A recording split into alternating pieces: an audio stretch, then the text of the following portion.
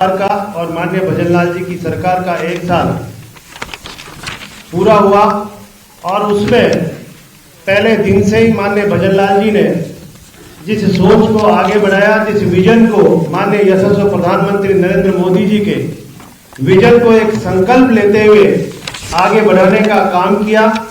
और उन्होंने अभी हमारे वरिष्ठ नेता सम्मान्य राठौड़ साहब सारी बातें बताई आपको। उनमें से उन्होंने 1 अगस्त को राइजिंग राजस्थान मीट समिट का एक आयोजन रखने की सोच रखी और वो 4 महीने के भीतर ही एक राइजिंग राजस्थान मीट समिट 9 दिसंबर और 11 दिसंबर को माननीय यशस्वी प्रधानमंत्री नरेंद्र मोदी जी के मार्गदर्शन में हुआ। और उसमें हमारे 32 देशों ने इसमें भाग लिया। जो इन्वेस्टर थे उनमें माननीय यशस्वी मुख्यमंत्री भजनलाल जी शर्मा हर देश में गए और उनसे एमओयू करके आए और यहाँ पर 32 देशों ने आकर इस समिट में भाग लिया और अनेक राज्यों से भी यहाँ इन्वेस्टर आकर इस समिट में भाग लेकर और एमओयूज किए और 35 लाख करोड़ रुपए के एमओयूज इस समिट में हुए हैं, जो हमारे इस राजस्थान के लिए एक बहुत बड़ी सौगात हमारे युवाओं के लिए होगी। हमारे युवाओं के लिए ही नहीं बल्कि हमारे राजस्थान की आर्थिक स्थिति, राजस्थान के उत्थान के लिए बहुत एक बड़ा एमओयू हमारे यहाँ हुआ। और एक सोच के साथ जो हमारे यशस्वी मुख्यमंत्री जी की सोच थी कि मैं पहली साल में ये एमओयू करूं और धरातल पे इन एमओयूज को उतार कर और यहाँ औद्योगिक स्थापित करूं, उससे को रहते हुए ये एमओयू हुए हैं। और इसके लिए उन्होंने एक डिपार्टमेंट भी अलग घोषणा की है कि जिससे हमारे उद्योग लगाने वाले सभी इन्वेस्टरों को कहीं कोई दिक्कत नहीं आए। तो एकल खिड़की के तहत वो सब अपना इन्वेस्ट जो उद्योग धंधे लगा रहे हैं वो एक उनको कोई कठिनाई नहीं आए। इतना ही नहीं, हमारे जो देश और विदेश में जितने भी अप्रवासी राजस्थानी जो रहते हैं उनको उत्साहवर्धन करने के लिए और उनको मान और सम्मान देने के लिए उन्होंने 10 दिसंबर को एक राजस्थान दिवस के रूप में उन्होंने घोषणा की है, जो हमेशा राजस्थान दिवस पर उन लोगों को यहाँ बुलाकर एक मान और सम्मान देंगे। और हमारे जितने भी राजस्थानी भाई जो देशों में और हमारे अनेक राज्यों में रह रहे हैं वो इस धरती का जुड़ाव उनकी आत्मा में है। जिस तरह से उनका विजन और जिस तरह से इस राजस्थान में एक अपार संभावनाओं को देखते हुए हर इन्वेस्टर और राजस्थानी भाई यहाँ पर उत्सुक थे उसे राजस्थान में औद्योगिक क्षेत्र में बढ़ने के लिए और उन्होंने औद्योगिक धंधे स्थापित करने के लिए।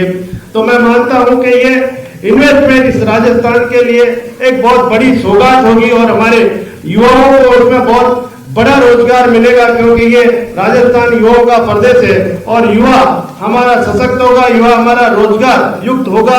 तो इस राजस्थान को उत्थान के लिए, राजस्थान के विकास के लिए नए आयाम छुएगा। मैं खाद्य मंत्री जी से कहूंगा वो भी अपनी नमस्कार साथियों। गतिशील मुख्यमंत्री जी के नेतृत्व में प्रगतिशील राजस्थान, इसका उदाहरण हमने 17 तारीख को देखा जब माननीय प्रधानमंत्री नरेंद्र मोदी जी जयपुर आए तो जो अपार जनसमूह आया, ऐसा जनसमूह आज तक जयपुर में नहीं आया। और मैं खुद अपने क्षेत्र और उसका उदाहरण देता हूं कि पहली बार ऐसे हुआ कि गांव से जो संख्या थी कि हमारे आने वाले ज्यादा हो रहे थे और बसें कम पड़ रही। ये इसलिए उत्साह था और ये उत्साह का कारण ये है कि 1 वर्ष में जो माननीय मुख्यमंत्री जी ने कार्य किया, जो एक क्षेत्र में कार्य किया, आपके आगे राठौड़ साहब ने, बेलवा साहब ने बात रखी, पर मैं उस क्षेत्र रेगिस्तान से आता हूं, बताना चाहूंगा कि हर क्षेत्र में जो काम देखने को मिला वो कभी नहीं मिला।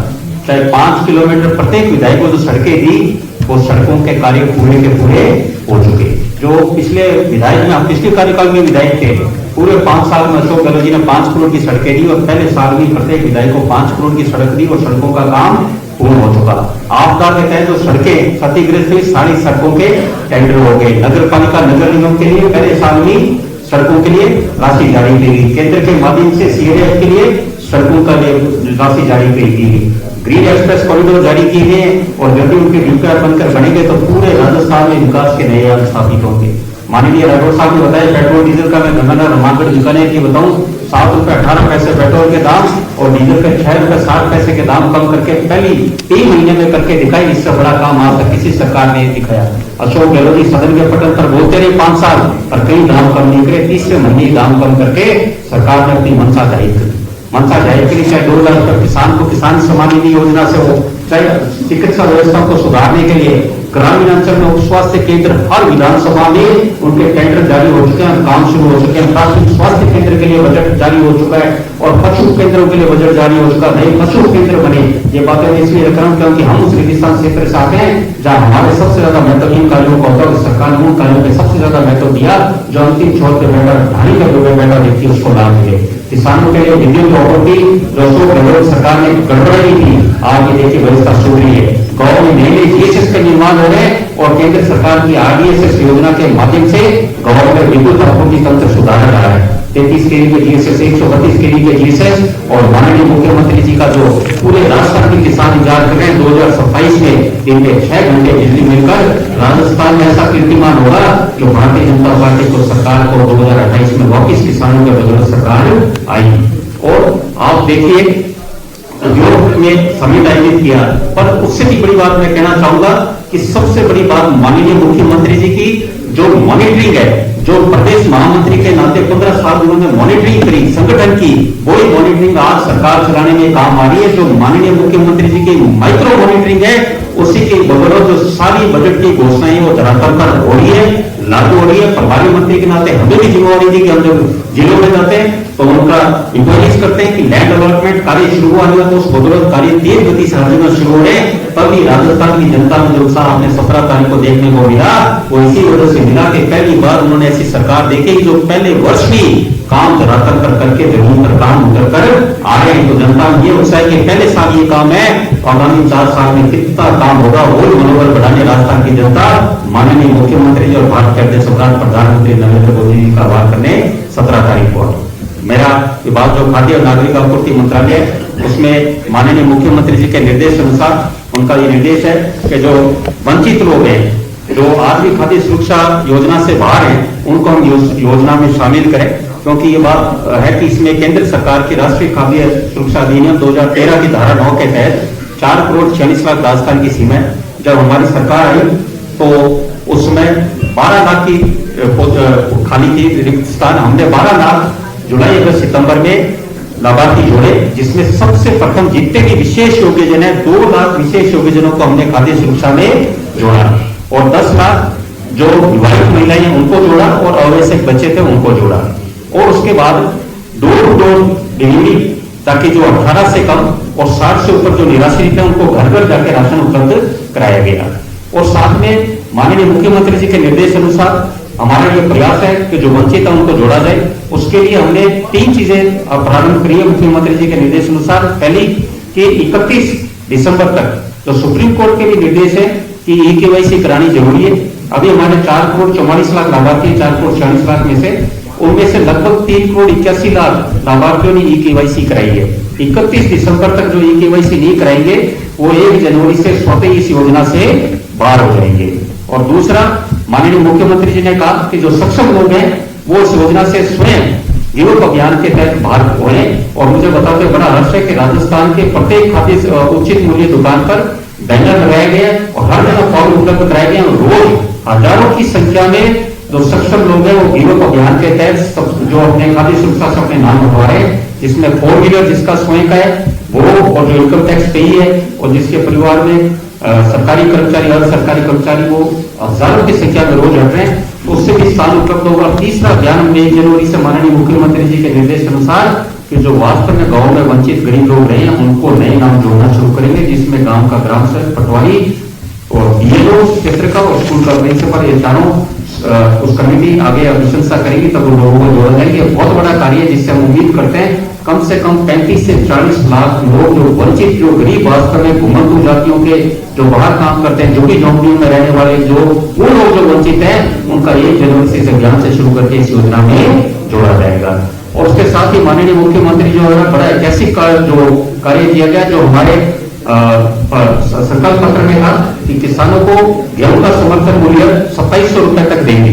तो उसमें पहले वर्ष में माननीय मुख्यमंत्री जी द्वारा 100 रुपए का लाभांश बोनस की घोषणा की गई, जिसके तहत 20 लाख मैट्रिक टन का सरकार ने लक्ष्य रखा था, जिसमें बाजार के भाव अच्छे होने से 12.05 लाख मैट्रिक टन गेहूं सरकार को एमएसपी पे दिया, जिसमें 150 करोड़ रुपए राज्य सरकार द्वारा राशि दी गई।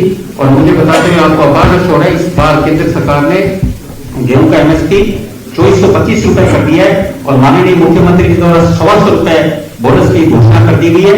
तो 2550 रुपए प्रति क्विंटल गेहूं से सरकार समग्र किसान से गेहूं लेगी, जो कि पूरे भारत में गेहूं के सर्वाधिक दाम किसान को कहीं मिल रहे हैं, तो वो भजनलाल शर्मा जी के राजस्थान सरकार में। और भी इस तरह नवाचार करते हुए माननीय मुख्यमंत्री जी ने रसोई गैस सिलेंडर सब्सिडी योजना के तहत जो 1 जनवरी से लागू हुई, उसमें 76 लाख लाभार्थियों को मिल रहा था, जिसमें 73 लाख अपने उज्ज्वला गैस सिलेंडर के थे, 3 लाख बीपीएल परिवार के।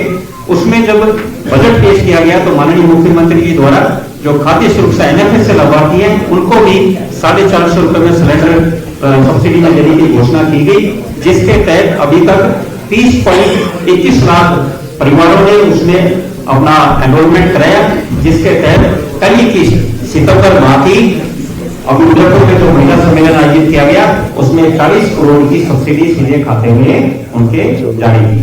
बहुत बहुत धन्यवाद। एक सवाल है